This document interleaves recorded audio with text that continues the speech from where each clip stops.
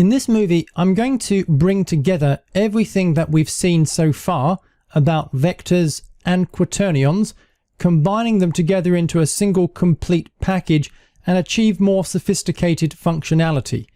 In particular, I have this scene in front of me here, which you can find under the Scenes folder and Orbiting folder, and you'll find the orbiting scene as well as the orbiter script. This script has been attached to the object here called orbiter. Now we have two objects in the scene. We have the pivot point, which is this caret object. That's going to do absolutely nothing at all but just sit there. And then we have the orbiter object, which is this cube here, and it has the orbiter script attached. This script has primarily two properties, or rather three properties. It has a pivot point. This defines the caret object in the scene. It has a pivot distance. This is the amount of space between the caret and the cube, which should be maintained constantly. And then we have the rotation speed. What we can do is use the up and down and left and right keys on our keyboard to continually orbit this cube, rotating it around this caret point. So to see this in action, I'm going to press play on the toolbar here, and we can see that the cube snaps into place around this caret. And if I use the left and right arrows, you can see that the cube is constantly orbiting this caret object. Notice that this cube is not a child of the parent object. So we are not achieving this kind of behavior using parent and child relationships. This is being created entirely in code using quaternions. We can use the left and right arrows on the keyboard to rotate this object around the caret. I can also use the up and down keys to rotate around the caret as well.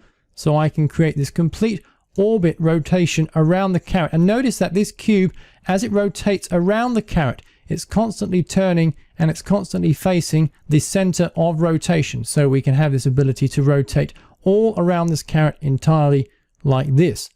So I'm going to press stop on the toolbar here and take a look at the monodevelop at the code that we are using to achieve this.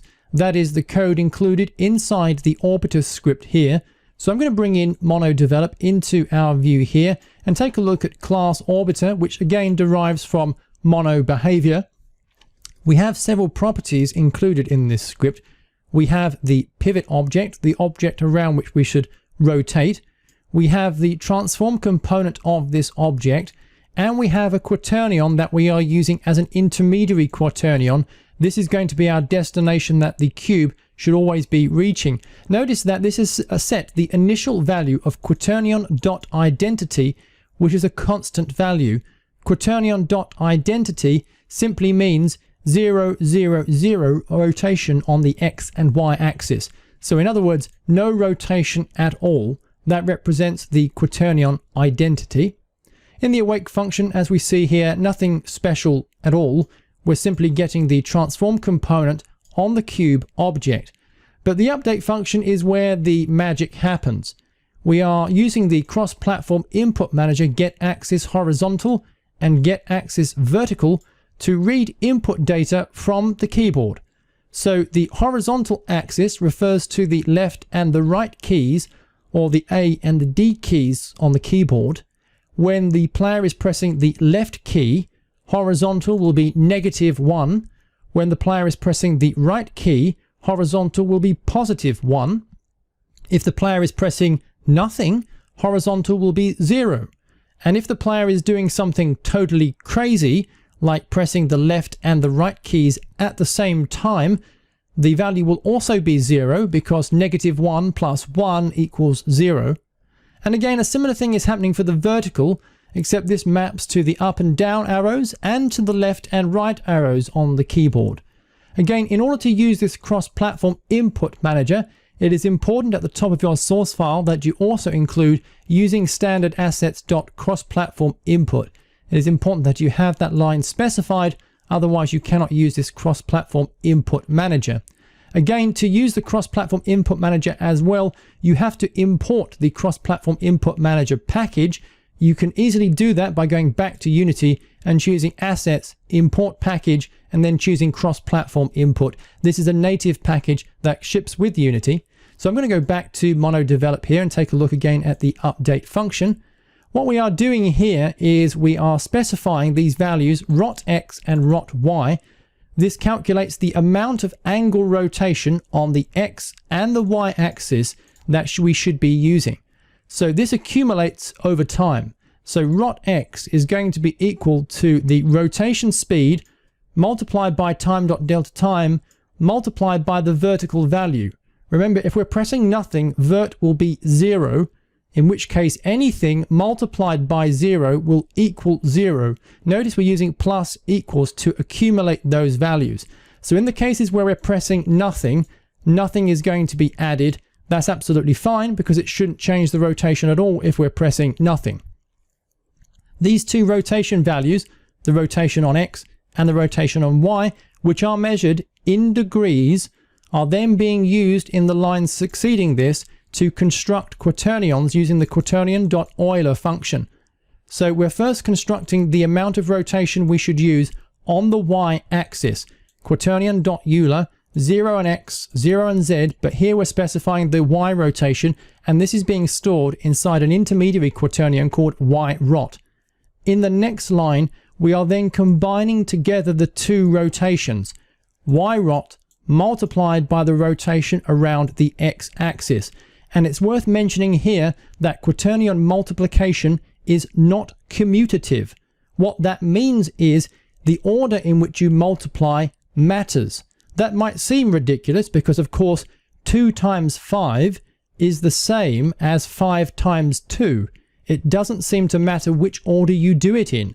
A times B is the same as B times A, but in the world of quaternions, this is not the case. A times B does not necessarily give you the same result as B times A, so it's important to be aware that the order of multiplication with quaternions matters. In this case, I'm rotating first around y, and then I'm rotating around x. In the next statement here, what I am doing is I'm specifying the rotation of the cube object. This will ensure that the cube is facing in the right direction.